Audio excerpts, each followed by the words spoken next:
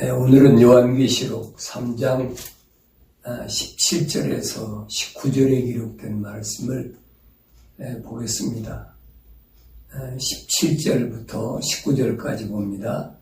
네가 말하기를 나는 부자며 부요하고 아무것도 부족한 것이 없다고 하지만 너는 비참하고 가련하며 가난하고 눈멀고 헐버른 것을 알지 못하는도다. 내가 너에게 권고하노니 내게서 불로 단련된 금을 사서 부유하게 되고 흰옷을 사서 입음으로 너희 벌거벗은 수치를 드러나지 않게 하며 또 안약을 내 눈에 발라 보게 하라. 내가 사랑하는 자마다 책망하고 징계하노니 그러므로 열심을 내고 회개하라. 거기까지 보겠습니다. 우리는 기독교 신앙생활에 올바른 길이 무언가 하는 것을 종종 잊어버리고 일반적으로 남들이 그냥 하면 교회 가면 교회 가고 남들이 하는 대로 따라가는 것이 그것이 올바른 것으로 잘못할 때가 많이 있습니다. 근데 성경에는 기독교 신앙생활은 피조물 인간 중심의 생활이 아니라 창조주이신 하나님 중심 생활이 기독교의 신앙생활인 것을 언제든지 우리에게 확실히 가르쳐주고 있습니다. 다시 말하면 나의 삶이 하나님 아버지의 뜻에 합당한가, 아버지의 뜻에 합당하지 아니한가 하는 것에 초점을 맞춰야 된다는 겁니다. 그래서 잠언서 기자가 이렇게 설명합니다. 잠언서 16장 2절에 보니까 사람의 모든 행위가 자신의 눈에는 깨끗하나 그랬어요. 사람의 모든 행위가 자신의 눈에는 깨끗해요.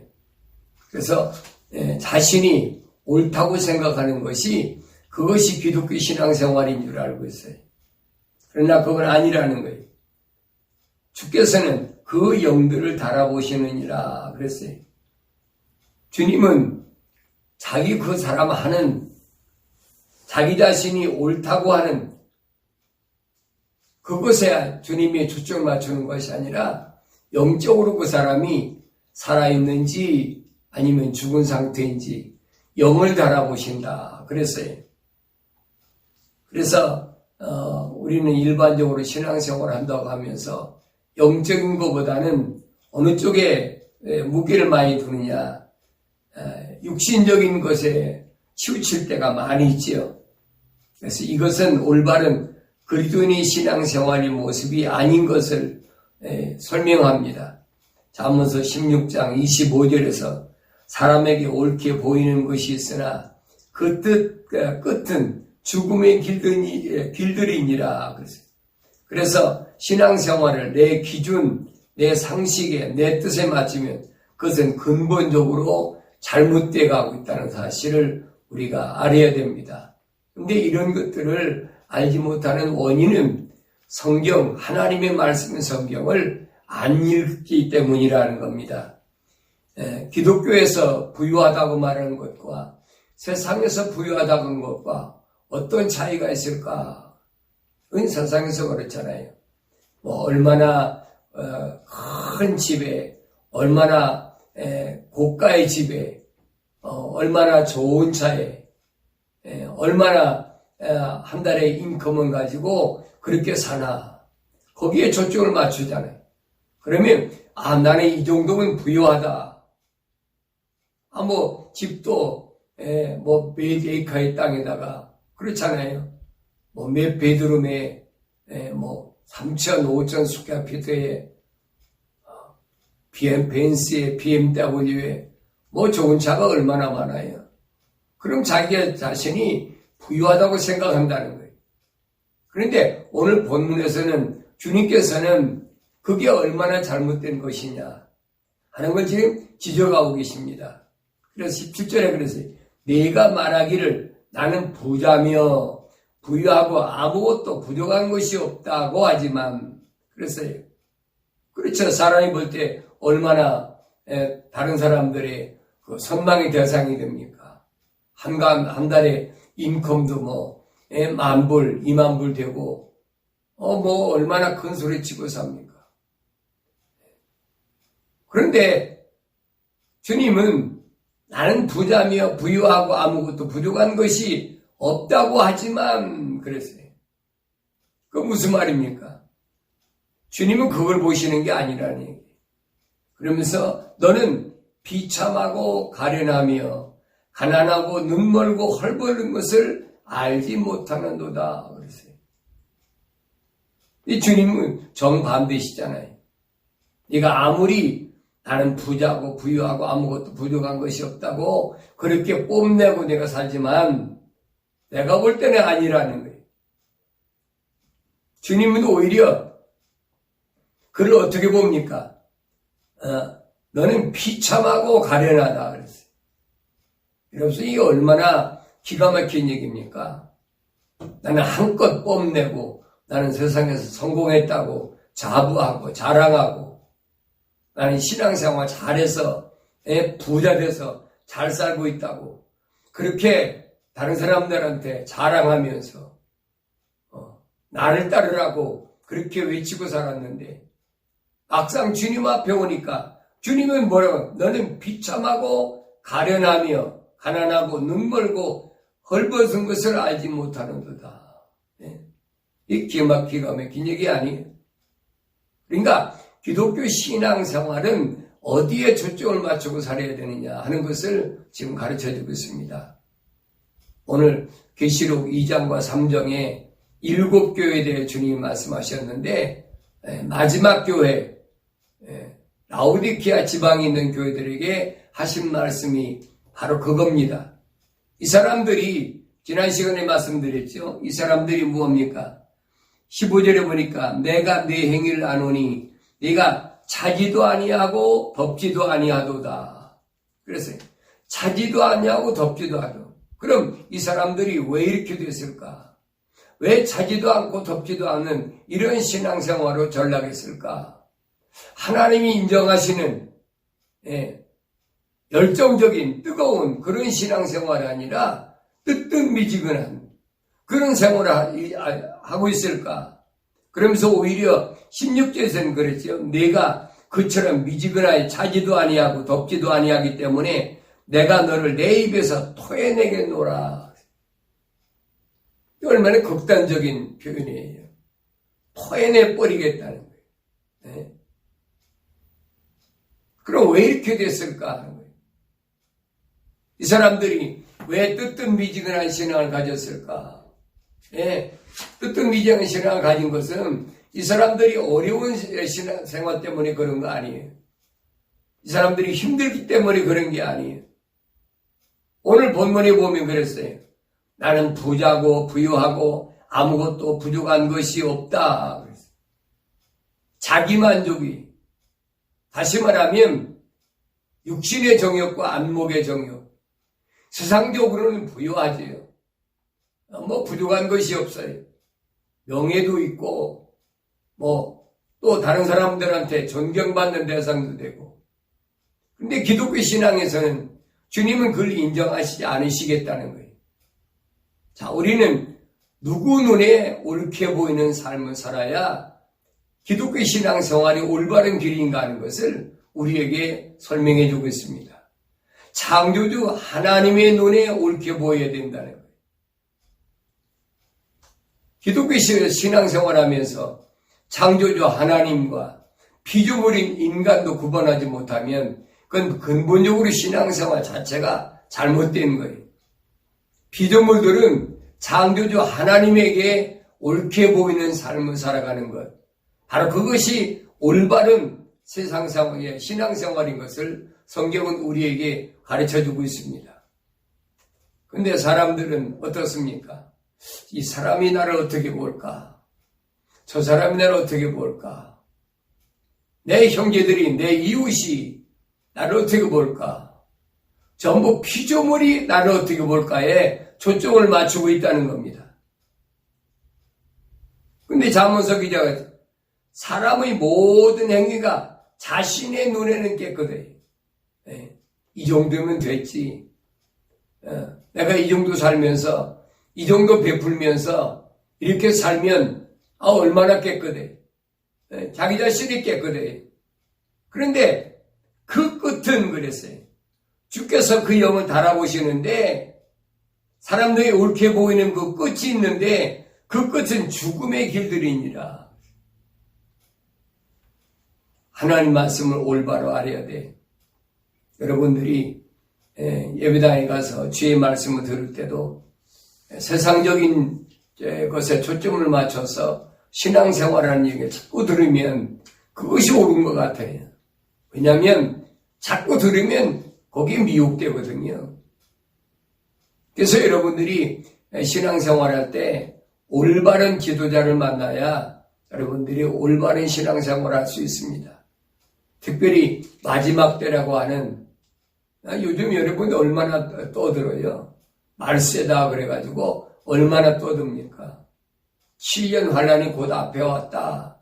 얼마나 이구동성으로 떠듭니까? 이구동성으로 떠든다고 여러분 아는 게 아니에요. 사실은 와 있어요. 와 있는데 언제든지 제가 말씀드리잖아요. 와 있으면 대안이 있어야 될 거 아니에요. 어떻게 해야 될 것인가? 어떻게 될 것인가 얘기를 안 해요. 위험만 느끼게 하죠. 환란이 가까웠는데 어떻게 할 것이냐? 여러분 환란이 가까우면 어떻게 해요? 성경은 뭐라고 합니까? 고개를 들어라. 땅의 것 쳐다보지 말고 하늘의 것을 바라보고 고개를 들라는 거예요. 그런데 고개 숙이고 땅의 것만 쳐다보요. 찾고 있잖아요. 먹는 것, 입는 것, 마시는 것, 세상에서 어떻게 좀 안일하게 편안하게 살까? 거기에 초점을 맞추고 있잖아요. 교회가 요즘 극도로 타락했다. 사실이에요. 그 타락한 원인이 뭔가를 알아야 되지. 그 타락한 원인은 다른 데 있는 것이 아니에요. 피조물인 인간 중심, 창조주 하나님 중심이 아닌 인간 중심이라는 거예요. 자, 보는 것이나 듣는 것이나 말하는 것이나 모든 것이 전부 인간 중심이에요. 그럼 왜 인간 중심이 됐을까? 하나님 말씀 성경을 안 읽으니까. 여러분 하나님 말씀 성경을 날마다 읽으면 그리고 그 말씀을 붙잡고 날마다 기도하면 세상적으로 따라가라고 해도 따라가지 않습니다. 왜냐하면 그 길이 멸망의 길인 것을 알기 때문에 따라갈 수가 없는 거예요. 근데 성경 읽기 싫어하잖아요. 성경 읽기 싫어하면 오늘 하나님의 자녀들이 또 교회들이 신앙생활은 절대 성공적으로 신앙생활을 할 수가 없습니다. 세상이 동서남북에서 사방에서 전쟁이 일어나느니 무슨 기근이 일어나느니 또 천재지변이 일어나느니 그건 주님이 이미 다 말씀하신 거예요. 네, 마태복음 24장에서 주님 말씀하셨잖아요. 마지막 때는 이런 일들이 일어난다. 전쟁이 일어나고 민족과 민족이 서로 싸우고 또 천재지변이 일어나고 근데 그 끝은 아니라는 거예요. 그 시작이라는 시작. 그럴 때 우리가 어디다 초점을 맞추고 신앙생활을 해야 될 것이냐. 세대주의자들은 이 라오디게아 지방의 교회들을 말씀할 때 이건 뭐라고 그러냐면 1900년부터 주님 오실 때까지 말세교의 형태다 그렇게 표현합니다. 근데 사실 뜨뜻미지근한 여러분 신앙은 말세만 있는 건 아니었죠. 2000년 전에도 그런 사람들은 얼마든지 있었어요. 여러분 어른들이 잊지 마세요. 하나님의 진리 말씀 앞에 겸손해져야 됩니다. 무엇이 올바른가를 분별할 줄 알아야 됩니다. 그래서 하나님께서는 자기 뜻을 밝히셨어요. 뭐라고 밝히셨느냐? 바울을 통해서 말씀하셨어요. 말씀과 기도로 거룩해져라. 이게 하나님의 뜻이니라. 말씀과 기도가 있지 않으면 거룩해질 수가 없어요. 늘 말씀드리지만 거룩이란 말은 세상과 같지 않다는 얘기. 세상과 구별됐다는 얘기. 나는 세상과 다른 게 뭔가? 여러분 나 자신을 생각해 보세요. 내가 세상과 다른 게 뭔가? 똑같잖아요. 뭐 나가서 일하고 또 와서 먹고 자고 싸고 낳고 다른 게 뭐가 있어요? 여러분 그걸 얘기한 게 아니에요. 말씀과 기도로 거룩해지라는 거예요. 네가 말씀과 기도로 거룩해지지 않으면 세상과 구별되지 않는다는 거예요. 노아 때도 마찬가지잖아요. 마태복음 24장에서 주님 말씀하시잖아요. 제자들이 묻습니다. 세상 끝날에 무슨 일이 있겠습니까? 그날과 그 시는 아무도 모른다. 주님 말씀하시잖아요. 그러면서 노아의 때와 같이 인자의 임함도 그러하다. 노아는 어떤 사람이었습니까? 창세기 6장 9절에 그랬잖아요. 노아는 의인이요 그랬어요. 노아가 의인이란 말 무슨 말입니까? 노아가 의인이란 말은 하나님의 약속의 말씀을 믿었다는 얘기. 얼마 동안이나 120년 동안 방주를 지면서 한 번도 하나님의 약속을 의심해 본 적이 없어요. 네. 그러니까 하나님께서 뭐라고 명령하셨든 우리 주님께서 뭐라고 명령하셨든 그 약속의 말씀이 내 마음속에 믿어져야 된다. 이게 믿어집니까? 안 믿어지지요. 왜 안 믿어질까요? 성령이 내주하셔야 믿어지지 성령이 모으심 또 성령께서 내주하지 아니하시면 그분이 내 마음속에 할례라 허락하지 않으시면 하나님의 약속의 말씀 안 믿어지는 거예요. 노아는 하나님의 약속을 믿었어요. 하루 이틀이 아니지요. 12년, 몇십 년에 120년 동안 믿었어요. 뭘 믿었습니까? 산에다 방주를 짓는데, 지라는데, 여러분, 그게 믿어집니까? 왜? 앞으로 홍수로 내가 세상을 멸망할 거니까. 산에다 방주를 져라. 그럼 그게 믿어지느냐, 이 말이에요. 그게 믿어질 수 있어야 그게 하나님께 인정받는 믿음이라는 거예요. 성경 보세요. 하나님의 약속의 말씀들이, 주님의 약속의 말씀들이 우리 현 생활 속에서 얼마나 믿어집니까? 안 믿어지는 것이 대반이지요. 네. 그러니까 신앙생활을 아무나 못하는 거예요. 하늘을 떠나 세상에 들어온 사람이 아니면 성경은 날마다 읽지도 못하고 하나님의 약속을 믿지도 못하는 거예요. 그걸 아셔야 돼요. 세상과 구별되게 살아라니까 밥도 먹지 말고 돈도 벌지 말고 그런 얘기가 아닙니다. 다시 말하면 인본주의, 사람 중심으로 살지 말고 창조주 하나님 중심으로 그분이 뭐라고 명령하셨든 그 명령이 100% 믿어져야 된다는 거예요. 노아는 의인이라고 그랬어요. 그 두 번째로 노아는 어떤 사람입니까? 노아는 완전한 사람이라. 여러분, 인간이 어떻게 완전해질 수가 있어요? 노아가 120년 동안 방주를 질 때 얼마나 많은 사람들이 와서 핍박을 하고 욕을 하고 비방을 하고 말도 못했겠죠. 그런데 노아는 한마디도 대답하지 않았어요. 왜 그러냐? 야고보는 그랬잖아요. 말에 실수가 없는 사람이 온전한 사람이다. 노아가 완전한 사람이란 말은 무슨 말인가 하니 그 많은 험담과 핍박과 그 많은 조롱 속에서도 한 번도 말대항을 안 했다는 거예요. 여러분 신앙생활할 때 올바른 신앙생활하면 주위 사람들이 별소리 다 합니다. 미쳤다고 하고 정신 나갔다고 하고 저만 예수 믿는 자냐고 하고 성경 구절까지 들먹이면서 원수도 사랑하고 화목하라고 그랬고 뭐 했고 그런데 저 혼자만 독불장군이라고 별소리 다 해요. 여러분 거기에 넘어가면 안 돼요. 그 사람들과 다툴 필요가 없어요. 노아는 말 한마디 안 했어요. 한 번도 대항하지 않았어요. 왜? 하나님의 약속을 믿으니까. 그래서 성경은 뭐냐? 노아는 완전한 사람이라 그랬어요. 오늘 우리도 신앙생활 하려면 주위 사람이 나를 비방한다고, 여러분 삐죽거린다고, 나에게 손가락질한다고, 그것 때문에 여러분 시험 들었네, 상처받았네, 여러분 그런 소리 하지 마세요. 그거 잘못된 신앙이에요. 내가 예수 안에서 예수와 더불어 죽었는데 무슨 상처를 받습니까? 내가 예수와 더불어 죽었는데 무슨 시험이 있습니까? 그건 잘못된 사람들이 논하는 얘기입니다. 올바른 신앙생활이 무언가를 여러분 아셔야 돼요.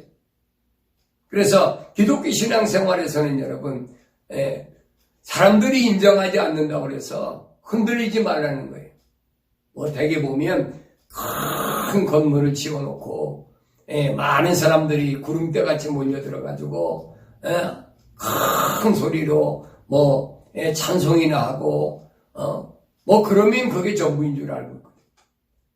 여러분 그거 잘못됐다는 얘기가 아니에요. 그것이 인간 중심이 된다는 얘기. 하나님 중심이 아니에요. 사람 중심이 돼버려요. 여러분 그런 교회 치고 올바른 교회가 어디 있습니까? 다 잘못됐잖아요. 성경이 말씀하고 있어요. 2000년 전에 성경이 말씀하고 있어요. 건물이 교회라는 것은 늘 말씀드리죠. 기독교에서는 건물을 교회라고 하지 않습니다. 기독교에서는 사람이 물과 성령을 거듭난 사람을 교회라고 그럽니다. 근데 건물을 교회라고 하는 데가 한 군데가 있어요. 어디입니까? 로마 캐토릭이에요. 로마 캐토릭은 건물을 지어놓고 교회라고 합니다. 그 자기들이 자칭 기독교라고도 하잖아요. 그 가짜거든요. 여러분 속지 마세요. 저는 오래전부터 올바른 교회관이 뭔가에 대해서 또 기독교 교회사에 대해서 올바른 교회 기독교 교회사에 대해서 늘 말씀드리고 있어요.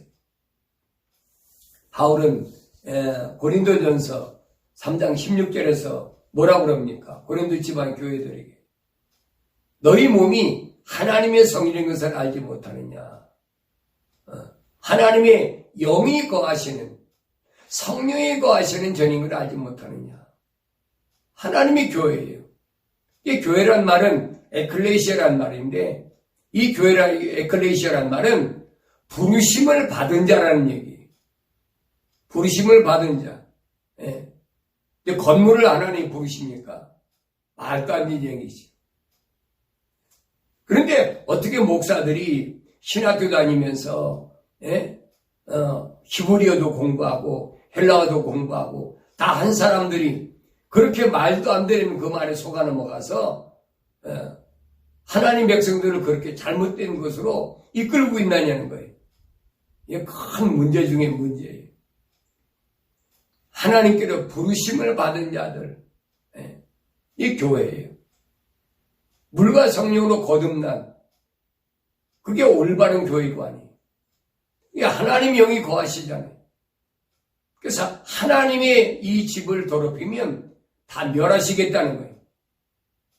내 마음속에 뭐가 있기 때문에 악한 생각과 살인과 간음과 음란과 도둑질과 거짓증과 모독이 이 7가지가 내 마음속에 있기 때문에 환경이 자꾸 지배를 받고 약간 흔들리는 거예요. 오늘 라오디게아 지방의 교회가 왜 그렇게 됐습니까? 육신적인 것에 초점을 맞추기 때문에 오늘 보면 나는 부자고 부유하고 아무것도 부족한 것이 없다고 그래 얘기합니다. 육신적인 것에 초점을 맞추고 사나? 우리 한번 생각해 봅시다. 나 자신이 지금까지 신앙생활할 때 육신적인 것에 초점을 맞추고 사나? 아니면 영적인 것에 초점을 맞추고 살았나? 아마 거의 다 육신적인 것에 초점을 맞출 거예요.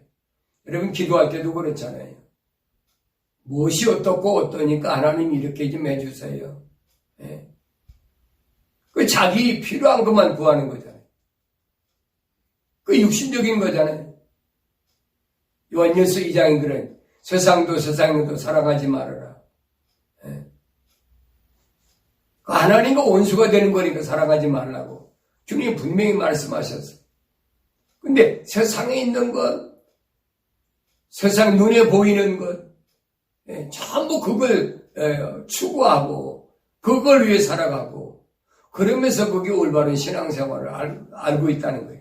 오늘 라오디게아 지방의 교회들이 그런 모습이에요.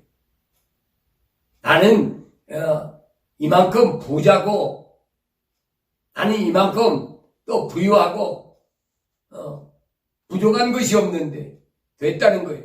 그게 뜨뜻미지근하지. 열정적인 게 아니라는 거예요. 차지도 높지도 않다는 거예요. 주님이 책망을 받을 수밖에 없는 것이 바로 그런 이유 때문이라고 주님 말씀하십니다. 기독교 신앙의 본질을 잘 아셔야 돼요. 기독교 신앙은 여러분 눈에 보이는 것에 초점을 맞추지 않는다는 사실을 여러분 아셔야 됩니다. 그런데 보이는 것에 초점을 맞추고 살다 보면 자연히 뭐가 되느냐? 타락하게 된다는 거예요. 그래서 이 히브리서 11장 1절에 보면 이제 믿음은 바라는 것들에 대한 실상이요 보이지 않는 것들의 증거니 그랬어요. 우리가 믿는 것은 눈에 보이는 거 믿는 게 아니에요. 눈에 보이는 건 뭐가 증명합니까? 과학이 증명하는 거예요. 오히려 바울은 얘기합니다. 디모데한테 보낸 편지 가운데서 디모데전서 6장 20절에 보면 오 디모데 내게 맡겨진 것을 지키고 비속하고 호황된 말장난과 거짓되이 일컬어지는 과학의 발언을 피하라 그랬어요. 눈에 보이는 것 이거 허상이에요 여러분.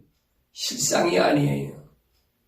다시 말해 허상이란 말은 거짓이란 얘기. 우리가 지금 세상 살아가는 거 이거 참된 삶이 아니에요. 거짓된 삶을 살고 있는 거예요. 여기서 참된 삶을 찾아 살아가는 것이 뭐냐면 그 기독교 신앙이에요. 허황된 것에 자꾸 따라가잖아요. 눈에 보이는 것. 그게 만족하니까. 그래서 오히려 뭐라 그럽니까? 가난하고 눈멀 보고 그랬어요. 눈멀었다는 거예요. 실상을 보지 못하니까. 참된 걸 보지 못하니까. 그래서 이것을 공언하는 어떤 사람이 믿음에 관해서는 정도를 벗어났느니라. 그래서 이런 것을 가지고 떠드는 사람들은 믿음의 정도에서 벗어났어요. 기독교 신앙의 믿음에서 올바른 길에서는 이미 벗어난 거예요. 바울은 고린도 지방에 있는 교회에게 보낸 편지에서 고린도전서 15장 19절에서 이렇게 설명합니다. 만일 그리스도 안에서 우리가 바라는 것이 이생뿐이라면 우리는 모든 사람 가운데서 가장 비참한 사람들이라. 우리가 바라는 것이 뭡니까? 이 세상뿐입니까? 잘 먹고 잘 입고 부자 되고 인컴이 많아서 은행에 바란스가 높아지고 그것으로 만족합니까? 그건 그리스도의 신앙생활이 아니에요. 오히려 바울은 뭐라는 거냐? 가장 비참한 사람이다. 신앙생활 한다면서 거기다 초점을 네가 맞추면 비참한 사람이다. 오늘 라오디게아 지방의 교회에게 주님 하신 말씀은 거예요. 네가 부유하고 부자고 나는 부족한 것이 없다고 하지만 내가 볼 때는 나는 가련하고 눈멀고 비참한 사람이라는 헐벗은 것을 알지 못한다고 주님이 그렇게 말씀하십니다. 바울은 고린도 교회 지방에 두 번째 보낸 편지에서 뭐라고 합니까? 우리가 바라는 것은 보이는 것들이 아니요 보이지 않는 것들이라. 이는 보이는 것들은 잠깐뿐이지만 보이지 않는 것은 영원하기 때문이라. 여러분, 나와 여러분은 지금까지 어디에 초점을 맞추고 신앙생활을 했습니까? 보이는 것에 초점을 맞추고 신앙생활을 했습니까? 보이지 않는 것에 초점을 맞추고 신앙생활을 했습니까? 여러분들이 하나님 말씀을 들을 때도 보이는 것에 초점을 맞추고 만약에 목사가 설교한다면 그건 듣지 말아야 돼. 그거 여러분 자꾸 들으면 나도 모르게 보이는 것에 자꾸 초점을 맞추게 되는 거예요.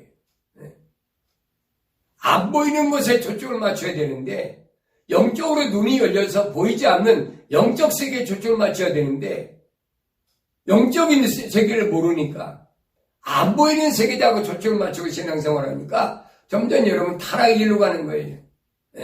멸망의 길로 가고 있다는 사실을 여러분 아셔야 됩니다. 어떤 사람은 체험적인 좋지요. 여러분 이스라엘 민족이 생각해 보세요. 애굽에서 430년 동안 사는 동안에 얼마나 많은 우상 가운데서 살았습니까? 근데 그들이 탈출할 때 하나님께서 기적을 보이셨잖아요. 10가지 재앙을 그들이 목격하고 체험하고 눈으로 봤잖아요. 그뿐 아닙니다. 그들이 출애굽에서 홍해바다가 갈라지는 엄청난 기적도 체험했잖아요.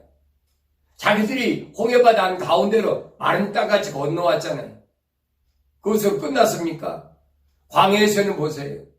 광야에서는 하늘에서 만나도 내려오고 미추라기도 먹여주고 반석을 갈아서도 물도 마시게 해주고 입은 옷이 40년 동안 헤어지지 않았다고 성경이 기록하고 있어요. 여러분 신발이 샌들이 40년 동안 헤어지지 않았다는 거예요. 이거 가능하겠어요? 그렇게 체험한 사람들인데도 그들이 믿었습니까? 안 믿었잖아요. 20세 이상 전장에 나가서 싸울 만한 20세 이상 남자들이 얼마입니까? 60만 3,550명이었는데 여호수아 갈렙 빼놓고는 가나안 땅에 못 들어갔어요. 여러분 광야에서 다 죽었지요. 이게 뭘 말하고 있는지 여러분 아셔야 돼요. 여러분들이 기적을 체험하는 현장에 있었다고 여러분이 구원받을 줄 압니까? 천만의 말씀이에요. 구원하고는 여러분 상관이 없어요. 하나님의 약속이 내 마음속에 들려지고 믿어져야 된다는 거예요. 주님이 요한복음 14장에 말씀하시잖아요. 너희는 마음에 근심하지 말고 하나님을 믿으니 또 나를 믿으라. 주님 약속을 믿어야지. 내가 가서 아버지 집에 갔다가 내가 너희 있을 것을 예배해놓고 다시 다 돌아오겠다는 거예요. 그게 재림의 신앙이잖아요. 그 주님을 기다리는 그 약속의 말씀을 기다리는 그 신앙이 올바른 기독교 신앙이라는 거예요. 근데 그 약속의 말씀을 믿고 기다립니까? 아니잖아요. 그저 주님이 언제 오신다고 했으니까 어떤 사람은 몇 월 며칠 날 오신다고 그러고 또 7년 대환란이 어떻고 666 짐승표가 어떻고 별의별 소리 다 하잖아요. 그리고 없는 거 아니에요. 성경에 다 있어요. 7년 대환란도 있어요. 666 짐승표도 있어요. 말씀드렸잖아요. 성령 받으면 물과 성령으로 여러분 거듭나면 그거와는 상관없어요. 내 힘으로 이기는 것이 아니라 성령이 내 안에 오셔서 그가 나로 하여금 세상 끝날까지 이기게 하시겠다고 주님이 약속하셨잖아요. 그 약속이 있는데 왜 두려워합니까? 성경을 안 읽으니까 귀의 음성이 안 들리니까 두려운 거예요. 여러분 불안과 초조에 공포에 휩쓸리지 마세요. 7년 대환란 분명히 있어요. 그러나 7년 대환란은 뭘 가리키냐면 알곡과 죽종을 가리는 기간이 올바른 교회와 올바르지 못한 교회를 구분하는 거예요. 또 7년 대환란은 뭘 가리키느냐? 이스라엘 민족 가운데 하나님 백성 가운데서 구원받을 계시록 7장에 기록되어 있죠. 14만 4천 각 지파에서 1만 2천 명씩. 그걸 여러분 가리는 거예요. 그 기간이란 말이에요. 그러니까 그 주변에 일어난 사건 가지고 여러분 두려워하지 말라는 거예요. 올바른 기독교의 신앙생활을 하면 성령 충만하면 여러분 두려워할 이유가 없어요.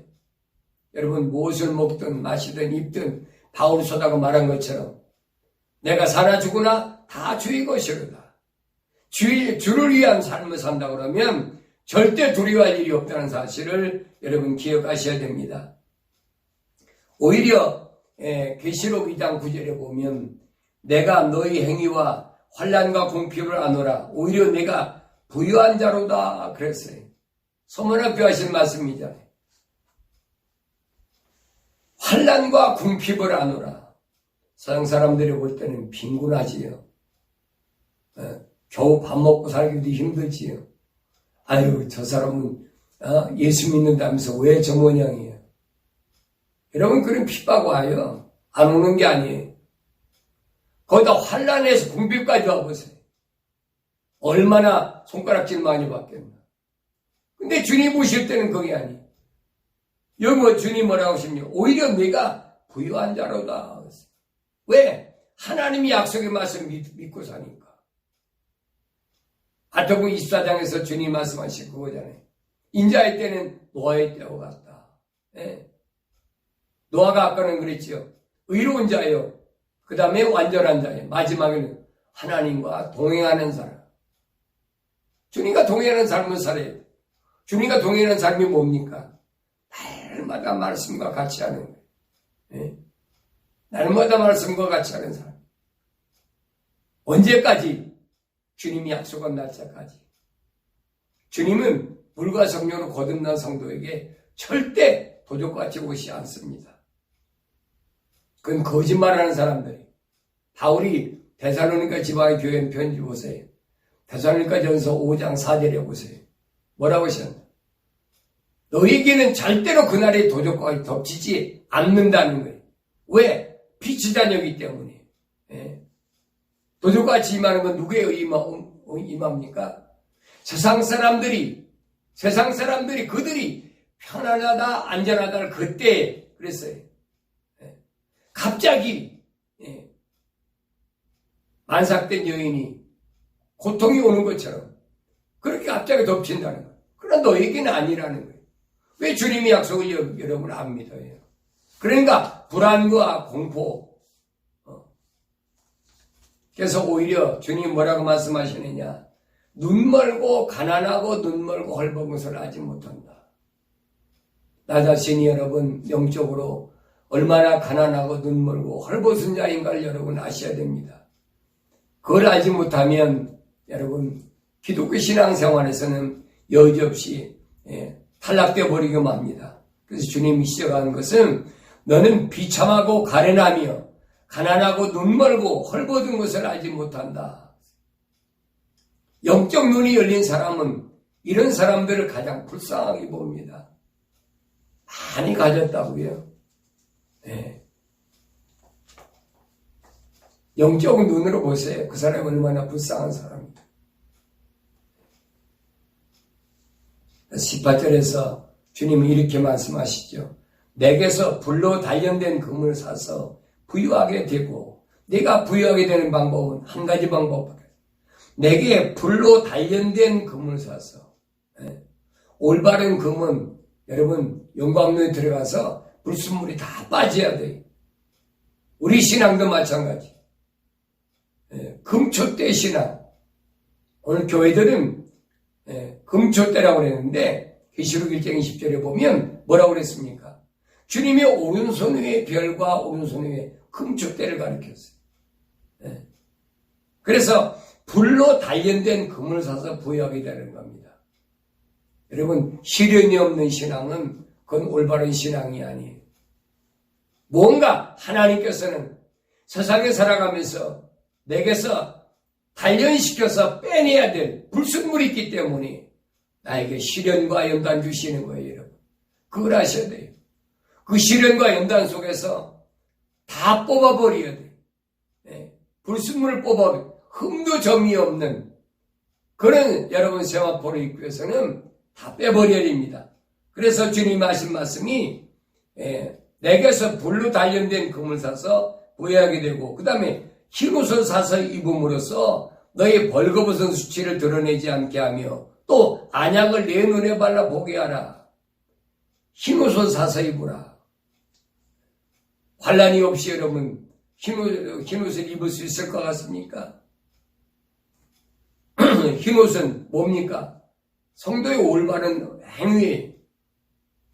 그런데 올바른 행위는 어려운 환란 때 올바른 행위가 나오지 어렵지 않은데 무슨 올바른 행위가 나옵니까? 그렇잖아요. 인내도 마찬가지잖아요. 시련이 있을 때 인내가 있는 거지. 시련이 없는데 인내가 왜 필요합니까? 흰옷도 마찬가지예요, 여러분. 성도의 옳은 행위, 의는 뭐냐? 다른 것이 아니에요. 어려운 세상, 어두운 세상에서 올바른 하나님 말씀 중심으로 신앙생활하는 것이 그것이 올바른 거예요. 그래서 너의 벌거벗은 수치를 드러내지 않게 하며 또 안약을 사서 내 눈에 발라보게 하라. 영적 눈이 멀어서 안 보이거든요. 육신이 눈 먼 것이 중요한 것이 아니에요. 영적으로 눈이 멀어서 안 보이는 것이. 그러니까 답답하죠. 여러분 신앙생활에도 만족하지 않잖아요. 보여야 되는데 보이지 않으니까 얼마나 답답하겠습니까? 갖가지 것으로 여러분들 미혹하는 것들이 얼마나 많은 줄 아세요? 갈수록 그것은 더 심해집니다. 보이는 것에 초점을 맞추지 마세요. 보이는 것에 초점을 맞추면 여러분 신앙생활이 올바른 길을 갈 수가 없어요. 올바른 길을 가다가도 보이는 것에 초점을 맞추게 되면 다른 길로 가게 됩니다. 열심히 달려왔는데 눈에 보이는 것에 자꾸 마음이 끌리는 거예요. 안목의 정욕, 육신의 정욕, 이생의 자랑이 자꾸 나를 끄집어가는 거예요. 그래서 이런 것에서 나를 깨끗하게 하기 위해서는 여러분 하나님의 전신갑옷을 입으셔야 돼요. 바울이 하나님이 전신갑옷을 입으라고 에베소 지방 교회에게 편지하셨잖아요. 구원의 둑을 쓰고 믿음의 흉배를 붙이고 진리의 허리띠를 띠고 화평의 복음의 신발을 신고 믿음의 방패와 뭘 가지고 하나님의 말씀 성령의 칼이라고 그랬어요. 성령의 칼 하나님 말씀을 가져야 여러분이 환난날에 사탄 마귀와 싸워 이길 수가 있습니다. 그렇지 않고는 이길 수가 없어요. 오늘 라우디키아 교회에게 주님이 하신 말씀을 기억해야 됩니다. 3장 19절에 보니까 내가 사랑하는 자마다 그랬어요. 주님이 사랑하는 자마다 책망하고 징계하노니. 여러분 책망받고 징계받습니까? 그 주님 사랑한다는 증거예요. 신앙생활에 나는 왜 이렇게 어려울까? 여러분 잘 기억하셔야 돼요. 그것이 내게서 불순물을 100% 믿지 못하는 불순물을 빼버릴 수 있는 마지막 기회라고 생각하시면 안 돼요. 그래서 주님이 내가 사랑하는 자마다 책망과 징계하노니 그러므로 열심을 내고 회개하라. 주님이 왜 책망하십니까? 왜 징계하십니까? 회개하라는 거예요, 여러분. 회개하라. 회개, 메타노니아. 메타노니아라는 말은 무슨 내 생각과 마음과 내 삶의 가치관이 100% 하나님 쪽으로 옮겨가야 된다는 거예요. 100% 하나님을 향해야 된다는 거예요. 그래서 여기 보면 열심을 내고 회개하라는 거예요. 왜 열심을 내야 됩니까? 그만큼 회개할 것을 돌아서지 못하게 하는 것이 세상 것이에요. 사탄 마귀예요. 항상 사탄 마귀와 우리는 싸우고 있잖아요. 뭘로? 하나님 말씀을 가지고 하나님 전신갑옷을 입고 날마다 싸워야 됩니다. 여러분 7년 대환란도 있고 여러분 다 있어요. 없는 게 아니에요. 666도 있어요. 짐승표도 있어요. 그러나 두려워하지 마세요. 회개하고 회개한 선물로 성령 받으면 이마에 성령으로 인침 받으면 여러분 사탄이 어디에다 666 짐승표를 치겠습니까? 칠 수가 없는 거예요. 하나님 약속의 말씀을 믿으세요. 여러분 기도할 때 언제든지 하나님의 약속의 말씀이 믿어지게 해달라고 기도하세요. 주님이 약속하신 말씀이 믿어지게 해달라고 그래요. 기도하세요. 너희는 먼저 그 나라와 그 일을 구하라. 그래야면 이 모든 것을 더하시리라. 세상에 사는 동안에 나의 삶에 필요한 것 먼저 하나님의 나라와 그 의를 구하면 하나님 다 책임지시겠다는 약속의 말씀을 굳게 믿으시고 깨끗하고 정결한 그런 그릇이 되어야 됩니다. 그때 하나님 여러분 들어쓰십니다. 바울이 디모데에게 보낸 두 번째 편지에서 이렇게 얘기합니다. 큰 집에는 금과 은으로 만든 그릇들 뿐만 아니라 나무와 진흙으로 만든 그릇들도 있어. 어떤 것들은 귀히 여기고 어떤 것들은 천히 여기느니라. 여러 가지 그릇들이 있어요. 예. 근데 하나님은 어떤 그릇을 쓰시느냐? 21절에 보니까 그러므로 이런 것들에서 자기를 깨끗게 하는 사람은 귀한 그릇이 되어 거룩하여지고 주인이 쓰시기 합당하며 모든 선한 일을 위하여 예비되느니라. 주님은 누굴 쓰시는? 깨끗한 그릇 쓰시겠다는 거예요. 이 말씀을 여러분 명심하시고 세상이 아무리 더럽고 추하고 누추해도 상관없는 삶을 사세요. 난 거룩한 삶을 살면 됩니다. 거룩한 삶은 언제 이루어집니까? 말씀과 기도로 거룩해져야 돼요. 말씀과 기도가 없으면 거룩해질 수가 없어요. 지금 약속의 말씀을 믿고 여러분들은 마지막 때를 살아가면서 절대 환경에 휩쓸리지 마시고 주의 약속의 말씀이 성령의 교들에게 말씀을 들으라고 그랬잖아요.